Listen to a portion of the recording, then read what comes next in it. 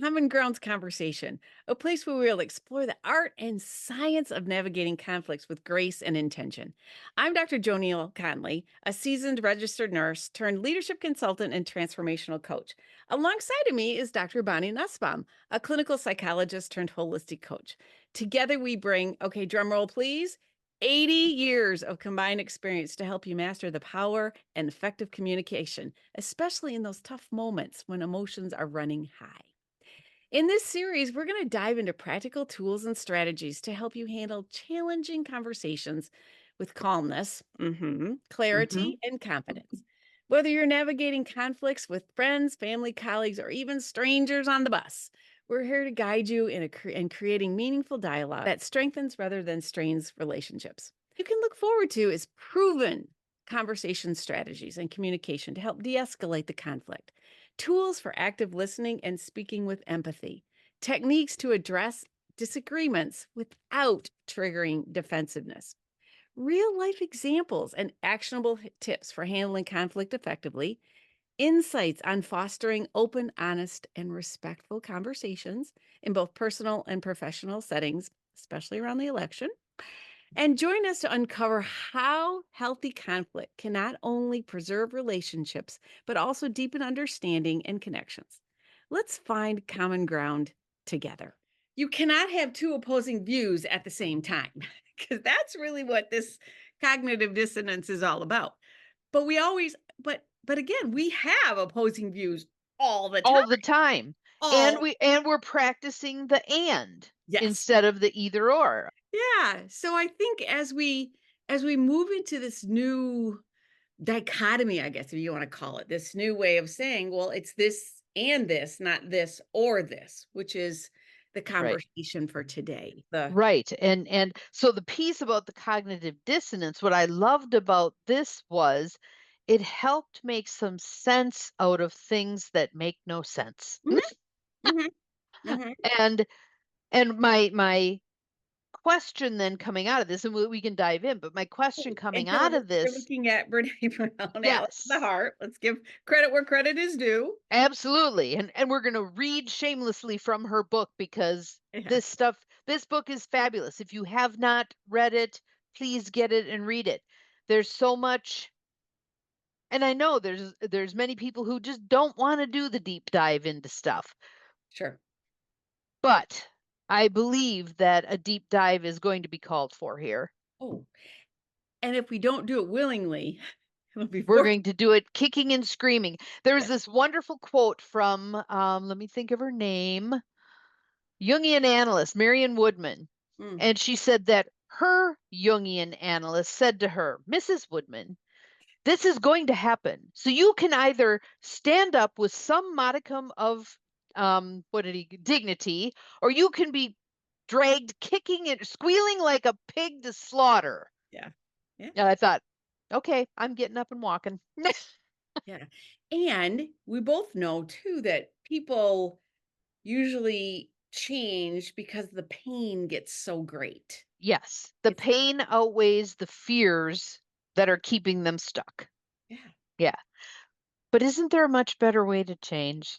Well, we would hope. Wouldn't it be nice if we could see some writing on the wall? And that's why I think this piece we're talking about today is so important. Um, and begin to make some changes such that the shit doesn't have to hit the fan so that we're all miserable before change occurs. Mhm. And do you think, when you talk about Maslow's hierarchy of needs, I got my little triangle here, basic needs all the way Mhm. up. Mhm. Folks who are struggling just to put food on the table have a Mhm. hard time thinking about all these esoteric concepts that we bring forth. So we have to give people grace that if they're in survival mode, they're not going to But move. we can also speak to how those seemingly higher order things Yeah. um, reflect down Yeah. because it does impact. I mean, we can certainly use examples like talking about this cognitive dissonance stuff. That seems like a lofty, flighty kind of a thing Yeah. until you start talking about the examples of it. Yeah. We're living examples of it right here, right now. Yes. Yeah. Yes. Mhm. Now, on another note, you saw that the Canadian prime minister resigned? Yep. I thought, you know, And some interesting thoughts about what might be happening there, and that it may be moving to a more authoritarian way of functioning also. yeah, yeah. So again, it's not just us, it's our neighbors to the north, neighbors to the south. I Hmm. think globally there is questioning and asking and all of that and revolting in certain ways. And and multiple ways to look at that. Yes. Yeah. Multiple ways to look at that, because I will bet that how I might frame that Mhm. might look different than how others would frame it. Correct. Correct. Yeah. And even folks in our same family, in our same circle, because Hmm. if you go back to some of our earlier videos about the holidays and Thanksgiving and all of that, where we talked about being in close proximity to some of those folks, we're now taking this to a larger audience. We still have to figure out ways to communicate with those near and dear or not so dear, near Hmm. and not so Hmm. dear. But so go back and watch some of those previous videos. But now I think we're actually talking about these concepts that Yes. permeate the discussion. Yes. And one that I'd like to plant a seed for us for the future Mhm, would be, um, there's a section in here on shame, guilt, and humiliation. mhm. And I totally got the shame and guilt stuff in terms of shame being far more harmful than guilt. Ah, hmm, But, but her then adding in the piece of humiliation, and that she had believed that shame was far more devastating and decimating than humiliation. And now she's changed her opinion. I believe her original work was on shame, if I'm not mistaken. Yes. Yeah, her original Yes. research was shame. Yes. So interesting stuff. But we picked cognitive dissonance for today. Yes, we did. So how would you like to do this? Well, I guess the question we ask folks is, are you familiar with the concept of Yeah. cognitive dissonance? What I it know even means. what it even Yep. means. And it's not it's I remember learning about it. I want to say not until really my doctoral program where we had to like hold different concepts and really review them. And so Mhm. that's when I first became maybe aware or how to that it existed. Well, let me give you two practical examples of it so that the people who are thinking, here's this flighty, airy fairy stuff again, here's some practical descriptions of it. Looking in a mirror and taking a curling iron and curling your hair. If you've never done it, okay, ladies, No, have your husband come with you into the bathroom and you just put it in, and you just, because you've learned now, you've trained your brain how to do it. Tell him to put a curl in his backwards. hair. No. Hmm. He will be all messed up, Hmm. right? So there's one. Second one, and this one might be more, um, a broader group of people might get it. Backing up a trailer. When you steer in the direction of where you want the trailer to go. Yes. And every time I do it, I have to repeat, steer in the direction you want to go, steer in the direction you want to go, steer in the, it's not, it messes with your brain. Turn right to go left, or like when you're sliding, I think you're supposed to steer into the Into slide. the slide. Into the slide. Yes, Yes, that's another one. that's a Midwestern thing since we're both from the Midwest. But I think Yes. if you stop for just a second, you could think of all kinds of things that just it's counterintuitive. It's not Mhm. how I It creates discomfort. It does not feel good when you're in cognitive dissonance, which is, and then we'll take the next step into how that. So the definition yeah, that let's Brene Brown gives in yeah, this book, cognitive dissonance, is a state of tension that occurs when a person holds two cognitions, ideas, attitudes, beliefs, or opinions that are psychologically inconsistent with each other, such as smoking is a dumb thing to do because it could kill me, and I smoke 2 packs a day. bingo. Sure. There we go. Yep. Sure. I think that whole piece about psychologically inconsistent. is, Hmm. I think, what, a couple of the key words there, because I mean, we know, I think we know more physically. Like if you're going to walk out on a frozen lake, the potential is there for you to fall through. Those are Hmm. physical things. Psychological, They I still do it anyway, though. Do you want to know how many have drowned so far this year in Wisconsin? Yeah. Michigan is the same thing, but I was looking out, we have a pond, and it was like, are the people gonna go walk out on that frozen pond kind of a thing, even knowing that Mhm. it hasn't been It cold hasn't been cold long enough. No, no, long but enough they'll do it. to do They'll do it. it. That's it. So I guess maybe the physical and the psychological aren't that different now that we start to bring it up. Perhaps not. Perhaps. But psychologically, those of us who have been in difficult relationships, I love the person, I can't stand the person. I love this Hmm. person, he's driving me out of my mind. I love this person, and all the I trust him with my life. Oh my God, I'm going to lose my life. bingo, Yeah. bingo, bingo. And And so, and we question others when we see this seemingly inconsistent behavior in others. We question, what are you thinking? What is wrong with you? Why don't you, blah blah blah blah. But when we're in that same circumstance, can't see the forest for the trees. yeah. And I think you've talked about your difficult marriage. I had a difficult marriage with my starter husband, and people go, Jonelle, why did you stay? And my answer is always, because I did. Because I did. I couldn't process because this is so far afield from how I was raised, and I'm living in this situation, and it didn't it didn't jive with who I was as a person, my value system, all the things. Mhm. And yet I stood at that holy altar and I said I do, and all those. Forevermore, amen. Uh-huh. Yeah. Yeah, So one of the things that I hope, and let's see what you hope.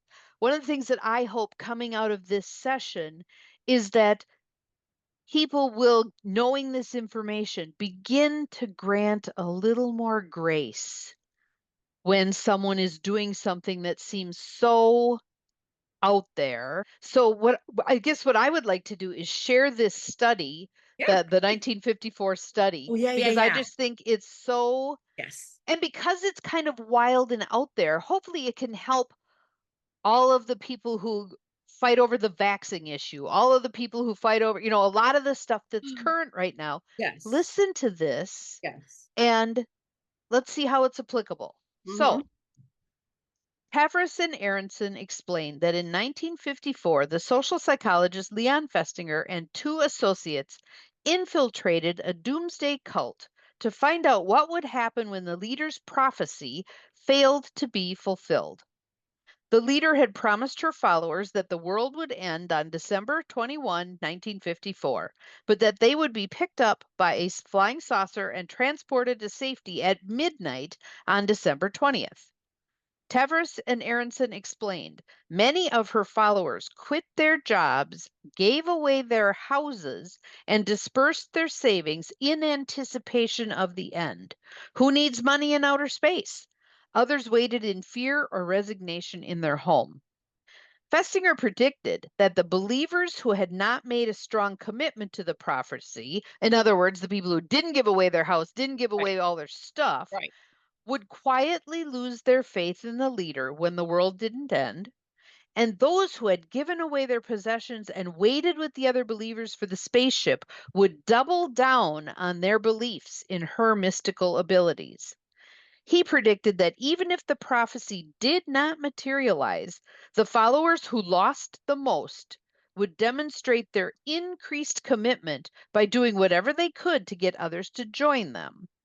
At the time, this hypothesis blew the doors off of every existing theory about motivation and human behavior. It was unthinkable that people would double down once proven wrong. But by 4:45 a.m., when the spaceship was a no-show, their leader shared a new vision of the world. Because of their strong faith, they had been spared. As hypothesized by Festinger, the most invested members responded by calling the media with the great news, and they became even more invested evangelists for the group.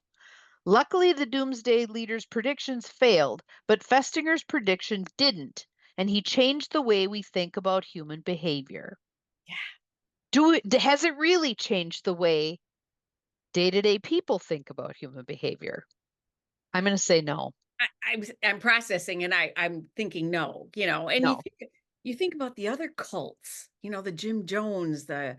those kind of Waco, Mhm. all those Yep. things that people, I want to say blindly, but they invested in this And lead. and we like to write these people off as stupid or what was wrong with them. Yeah. And but we see today both ends of the continuum politically, both ends where they're hanging on for dear life to some stuff that really doesn't stack up well against data that's available. Mhm. What I'm saying is if they don't turn out the way they expect, the Okay. way they're invested in having them turn out, they're going to double down on that belief anyway. But if they held on to that belief that it can't happen here, even watching someone get hauled off, they found a way to frame that up that it isn't what it literally is. And is part of that the bystander phenomenon? Like I can sit and watch it, but I don't have to be involved in it, or no? Well, bystander would be the more people who are around, the less investment I have in believing I'm the one who has to act. Okay. Um, so we can kind of write off, we can disperse the responsibility.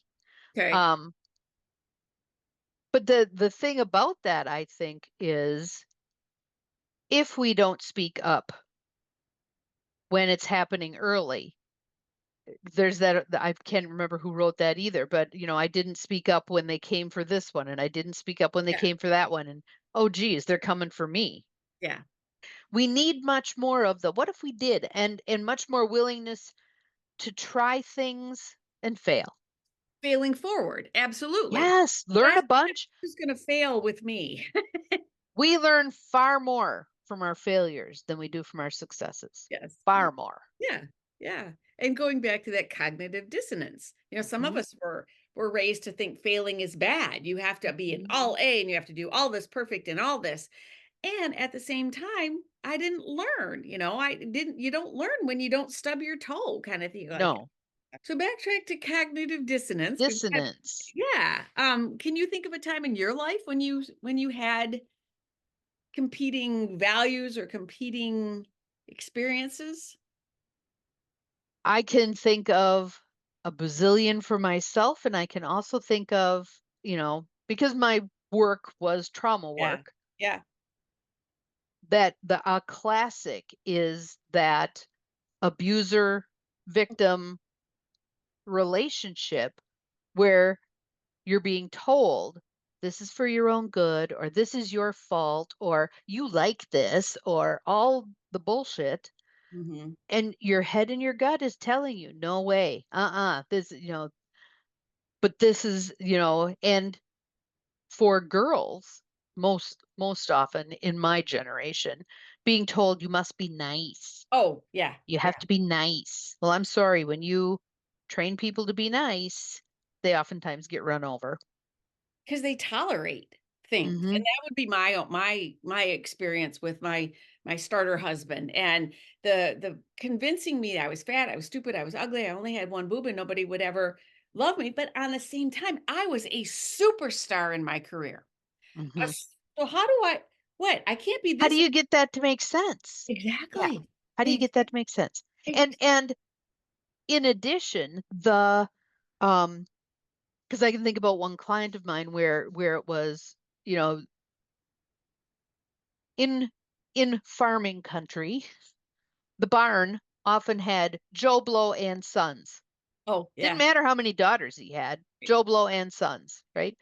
I have an uncle who put Bob Nussbaum and daughters on his barn, rock on. Yeah. But so if the girls in those families felt like they were there to serve the males, Mhm. all manner of crap came out of that Mhm. in Mhm. terms of, so things aren't going the way they ought to be going. And you, as a bright, intelligent female, know that, Mhm. But the males who are in the position of authority, which basically means any male who's within your purview, Sure. says it's not a problem. You're misconceiving of that. You're whacked. Whatever. Things. Yeah, I think that causes a whole ton of damage in addition to the abuse itself. Hmm. And so, what does that pain point look like when you recognize that cognitive dissonance? I think there's some interesting pain points there, several. One of which is if you're not a silent person and if I speak out on this, all hell's going to rain down on me. The pull between who you are as an individual and self-preservation, Yeah, yeah, there's there's there's a pull there, a sure, huge pull. sure. And I think waking up to that moment where you go, this just isn't right. This just No. isn't And I can't keep my mouth shut anymore. I can't go along to get along. This is killing me, you right. know. Hmm. Yeah. I shared with you this story about coming to work here with a CEO who was very toxic, and for a year and I had helped hundreds of other organizations, and I was told to keep my mouth shut till I'd been there. And when you talk about getting gained 30 pounds, had 7 ulcers till I got to this place where this isn't right. Hmm. And went above to all the people with all of my documentation, and I was perfectly prepared to have them say, "We don't need you in our organization any longer." And that's Hmm. that courage moment, and that's it. Maybe Yes. we have that conversation about what that courage moment looks like, but for me, it was intolerable. This is what has happened. I've got booklets of documentation, I've got copies, and again, I'm just offering that as a suggestion for those of you who are out there, but I knew that I was not gonna live in that situation any longer. Same with the ex-husband and all that kind of stuff. Mm-hmm. You get But to that point. I had so many people, not so many, I had a handful, other leaders said, "How did you get the courage to do that?" I said, "Because I had nothing to lose. Nothing. No. This was nothing to lose, and if I did this, I was gonna land on my feet." Hmm. Just how I didn't know what it was gonna look like. And I think Hmm. that's that stepping off into that, not sure what's over here, but I can do this. Hmm. Yeah. And so I can hear people saying, yeah, but what if I don't have that kind of faith? What if I don't know what's going to happen if I step off that edge? Mhm. That's where courage comes in. That comes I And mean, go and ahead. again, I think part of it can be I can't go on the Mhm. way this is. Exactly. I simply cannot. One thing I would suggest too is write it out. Yep. Because oftentimes we dangle the what if over our heads. Well, what if I were to confront this? And we ooh and run away from it. Answer the question. What if? Well, I might get fired. Okay, then you can collect unemployment. Well, I might get blackballed in the community. Okay, how would you address that then? Yes. Well, I might, blah, blah. Answer the question. Don't just let them hang over your head to torment you. And the unknown is more frightening than the known, I think, for a Hmm. lot of people. And so, Hmm. and this goes back to, I think I left my ex-husband with a suitcase and a 9-year-old. And it was like, so I guess I had a history of doing this, but the point being is that the situation was known. I knew what that looked like. And I knew what this was going to look like, and it became intolerable. And the unknown was totally unwritten, totally out there. And again, that's as we bring this back to the cognitive dissonance, you know, the, you've got this and you've got that, but the third option is unknown. You Yep. know this and you know this, but getting to that place where you can say, you know what, regardless, it's better than this. It, Well, and interestingly, think about that. How many people right now, again, we're talking about the middle of the bell-shaped curve, the yeah, moderate thinkers, it's getting gutted and people are getting shoved in both directions to the extremes. Think about that though, in terms of what happens um, as that plays out. I think what happens is some begin to come back toward that middle. This is just, if what's happening there is that need for certainty, Mhm. it's this or it's this. Yeah. Need for certainty. Really what's going to play out isn't going to provide certainty anyway. Amen. Mhm. Amen. Yeah, Certainty is kind of a myth. it is a myth. It is a myth. And what if somebody says, "Well, I don't want to give up smoking and I know that it's bad for me?" What I would say is that's absolutely your choice. You are a free adult in the United States. It is absolutely your choice. Yeah. Now, the people around you get to have their choice about how they feel about that. For instance, they may not want to be in the same house if you're smoking in the house. Mhm. You might need to make an agreement that you're going to smoke outside, whatever. But you're free over 18 and in the US, you get to, for right now, you get to make the decision. Yeah, and it goes Make the back choice. Own it. Own and your choice. own your choice, and the other folks around you know that they can't change you. You're gonna do Right. that. So they're gonna say, "Okay, if that's your choice, fine. Here's my choice." Hmm. And I think people don't it's like, "I don't have a choice." There's always a choice. Absolutely, you do. There's Absolutely, you al and do. it might be painful and uncomfortable and all the kind of things and or it could be easier than you think.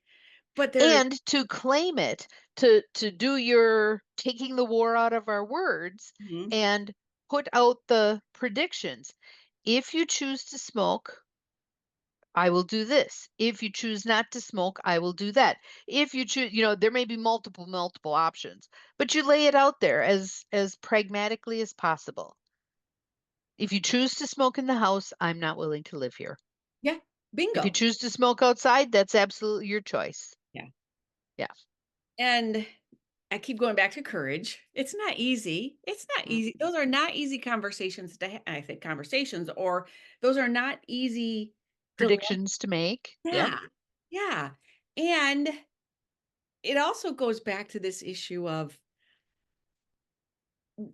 not waffling. Kind I say waffling, and I've been, oh, I'm with them, I'm not with them, I'm here, I'm there, and all of that. Coming to that place in yourself. Nobody can make that decision for you. Nobody can make Right. that conviction. Nobody can do that. So like you said, write it down, do your soul searching, find Mhm. that inner strength. I think that's what it takes. There's not a pill to take, and although No. people might think so. And so you have to say, am I willing to accept this behavior Yep. or not? And if here's my list of potential negative outcomes if I follow through on this, am I willing to take on these potential negative outcomes in order to accomplish this goal? So if I am possibly ending up homeless, if I might have to get food stamps, if I, whatever, if I might lose my children, am I willing to risk those in order to leave this dreadful marriage? Yeah. And if not, what's the deal breaker? For Mhm. for many people, it would be losing their kids. Oh gosh. Oh, could So we have an then, amen on that yes. one? Yeah. So then my thing would be, so let's set up the appointment with an attorney. You can have one free consult. Uh-huh. That's the question I want you to ask. What is the likelihood that I'm going to lose custody of my children if I choose to leave this marriage? Mhm. Ask the question. And I know for me, like, I could walk into any hospital in America and you would think I worked there because I know the lab is always here and I'm very comfortable in that. But finding myself in the legal system was freaking scary because Hmm. I don't know I don't know the questions to ask. I didn't know the people to trust. I didn't know all those kind Hmm. of things. So, so you take an area where you're competent, and all of a sudden I became consciously incompetent at that point in And time. can you tolerate being incompetent? That's I'm so painful. It's so painful. And here's the thing. It's a good thing you called it the legal system because calling it the justice system, just, yeah, it I ain't call it. just. Yeah, Yeah. call it the legal system. Hmm. And I didn't know the questions to ask, and Hmm. you can get the right attorney, but it's even with your own healthcare. You got to do your own research. You got to do your own. You got to take. And in this situation, I was so frazzled that I really didn't know how to navigate that system, and I found Right. out the hard way, the expensive way. Well, and that's the same thing with the healthcare stuff. When someone doesn't have a healthcare background, Oh, they don't know what questions to ask. They don't even know what expert they're supposed to be seeing. Well, I don't know. It's a pulma something. Pulmonologist? Yeah. Okay. yeah, So that's a lung person. yeah, Oh, okay. yeah. People Well, don't know this stuff. no, and all of this leads to keeping going back to the cognitive dissonance when you don't know what to do and you've got these competing values and beliefs and all of that, quieting yourself to just say, okay, these are compete acknowledgement, I think is one of those key steps of saying, I don't know what I don't know. And I don't know where to go with this. And instead of, again, quick, rash decisions, sometimes you do have to take that pause. Yes. Yes. And think some things through. Who do I know who's been through this Yeah. before? Who do I know who might be kind of an expert? Oh, yeah, I remember great Aunt Minnie's next door neighbor was an attorney. Maybe I can go ask them. Yeah. But when you have, and again, some of this is going to be the amygdala hijack, which we've Yes. talked about Yes. before. When Yes. you're all hyped up and like, oh my God, I'm on the cusp of leaving, Yeah. you do have to calm your nervous system down because you're not going to make good decisions. But I guess the piece that one of the pieces I'd like you to take away from this, and I'm sure you'll agree with me, is can you tolerate discomfort? Can we Yes. help you tolerate more discomfort? Because it's in the discomfort where the growth is the greatest. Yeah. We're There's here too for much limitation in our world. We need to find a way to transcend that and really become who we're here to be. because we're here for so much more. Yeah. We are. We are. And the cognitive dissonance Yeah. serves us. Yeah. It puts us in the position of being curious. Ooh, that's uncomfortable. Wonder what that's about. And being brave. And leaning into that and saying, Mhm. I'm uncomfortable with this, or like with your friend today, being willing to be in that place of uncomfortableness. I think I've told you I have these two friends that were healing this long-standing friendship, and it's uncomfortable. It's awful, Mhm. but because it matters. And I guess that's the other piece. Your relationship with Kayleen, it matters to you. It matters. Yeah, and my relationship matters. There are a lot of people who aren't willing to walk across those burning coals to get to that place, but it's a nice place once you get there. Mhm. And And when you stay on that surface level with people, I think many people feel like I mean, there's a I call it a two-dimensional feel to it. It's kind of a flat Mhm. relationship. Like when someone says, "How you doing?" and you say, "Fine." That's not a satisfying interaction. No, No. no, yeah. And it goes back to even the war, take the war out of our words and the whole Thanksgiving thing. And, you could sit around Thanksgiving dinner and look at all the bumps and warts and all that from all these people, or you can go, they're just them and they're going to do, Mhm, and I'm going to be, and mhm. we're going to just, get to And that. I get to decide if there's anything that Yeah. matters enough to me that I will speak my truth about it, Mhm. or if I want to set up a coffee separately with someone to talk about something, or Sure. if it's just not worth my time and effort. Yes. Yeah, exactly. Mhm, And, this is going to sound very trite, but life is short. Life is short. And so, if this person rubs me the wrong way and I don't have to be around them, I don't have to be there. But if they matter, then I'm going to figure out a mhm. way to do it. I'm going to figure out a way. Or if I see so let's say it's great uncle Harvey and he's ripping on women's intelligence and women drivers and blah blah blah, and there's three little nieces sitting there, I'll be speaking up. Yes, exactly. Exactly. Because remember, it goes back to we can't control other people. They're going Nope. to do. So then we have to decide in this situation what is the best course of action for your nieces, for all of Mhm, that. Just to mhm. the and I It think might be me looking at the nieces and saying, I don't believe any of that, right? yeah. Well, and then it goes back to that being fully awake and alive and aware and conscious of this short existence that we have. Mhm. and I just bumped it up to a whole different level, the conversation, but I don't want to waste this time. I want to make a difference. I want to impact people and Yes. offer solutions, because somebody's watched through this whole video and said, "Ah, I'm just going to forget that now." And they are perfectly entitled to say that. Yes, that's their choice. You and I Absolutely. would say, I correct me if I'm wrong, or you feel free to reject what I'm about to say, but I believe walking through the pain has gotten me to a better place. Amen and alleluia. Absolutely. I am willing to deal with the discomfort on the front end to make things smoother later. Yeah, yeah. Mhm, And find those people that are good at that. mhm.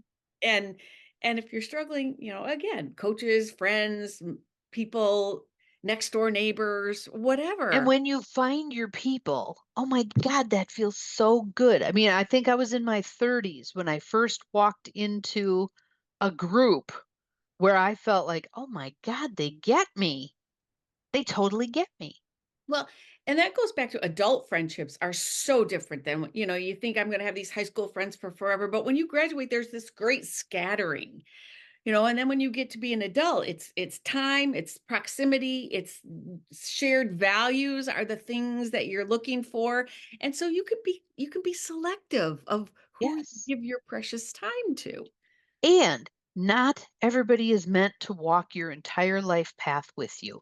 First. Some are there for a short time, some are there for a short time and then they're gone and then they're back. Some are there for the duration. Absolutely. Yeah. But it's not bad No. if a friendship has run its course and it's okay to let it go. But there's that season that saying that people come into your life for a season, a reason, or a lifetime. And they can come in and out Mhm. kind of thing too. And But it's interesting to think about people that, at one point in your life, they mattered a great deal. Like sure. when I went away to graduate school and I moved into an apartment, I never had been to the place before. It's 3 states away, rented a furnished apartment, I mean, and I knew nobody, zero. Yeah. So the people that I connected with then, it was an intense connection quickly, mostly geologists. Why I ended up with the geologists, I don't know. I love rock people. But, most of those people I don't keep in touch with now. No, no, I because you're think of them fondly, but proximity. yeah. You're not in the same proximity. You're not there at the same, it's And they were there for a season. That was their purpose. They were yes. there for a season, And I and think me for them. Mhm. exactly.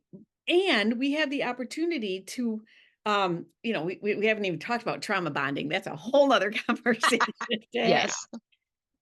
But and knowing that it's okay, that season, reason, lifetime piece of it, and that people change. Mhm, And mhm, when you're the mom of small kids, you're gonna hang out with moms of small kids. You're mhm. gonna hang out with that particular group. And it's okay. It's okay to say Yep. that, you know? But I think it's also wise to look at the people that you're hanging out with in terms of, do we have the crabs in a bucket going on here? Where if you're in recovery, early Yes, yes, recovery yes, from I don't care what, early recovery, and people are very identified with whatever that thing is. We do drugs, we drink alcohol, we're abuse survivors, whatever it is. Are they trying to pull you yes. down as you're trying to Mhm, heal, mhm. So you said, find your people that are gonna raise lift you up? the boat, Yes. raise the boat. Yes. So finalizes your thoughts on cognitive dissonance. Is it, in your mind, what you think people need to know about it? In my mind, I would like people to first hang on to the concept that this even exists, Okay. and that um, it helps us explain why people will do things, say things, tenaciously hang on to things that have been pretty much disproven, Mhm. um, and not judge people for where they're at. Bingo. Good one. yeah, allow them to be where they're at. If they want your opinion, they'll ask you for it, Mhm. and if you're going to offer your opinion, do so respectfully. I respectfully disagree, and here's why, and you do your thing and I'll do mine, and away we go. But the willingness to be uncomfortable. I Mm. think that, yeah, if you practice that skill, it will take you anywhere you want to go. And not eat 4, orange sickles like I did yesterday. Yeah, yeah. Live and learn, right? Yeah, and knowing as a human being on this planet, and at this point in time, there's a lot of stuff coming at us and coming at you, and that's, I think, the piece that I'd like people to take away from is that, people go, "Well, that didn't happen in my day," or "We didn't do that in my day." Well, it isn't that your day anymore. Right. And so having an understanding of, the sensory overload that people are up against, the Mhm, the drive and just the survival that a mhm, lot of people feel like they're in, um, understanding and acknowledging and offering grace for all of those things and knowing that, this right, wrong, black, right cognitive dissonance piece exists in all of us. In mhm. us. And that we can manage it with grace and with dignity. And a bit of humor. Please, lots of humor. Yeah. And a bit of humor. So again, we thank our listeners. Subscribe, welcome. We're glad you're here. We're coming back on a regular basis. If you have questions for us, reach out. Because Yep. our contact information will be below, and we'll see you in a few weeks. So or a week or so, whatever that looks like. Welcome. All right. Bye.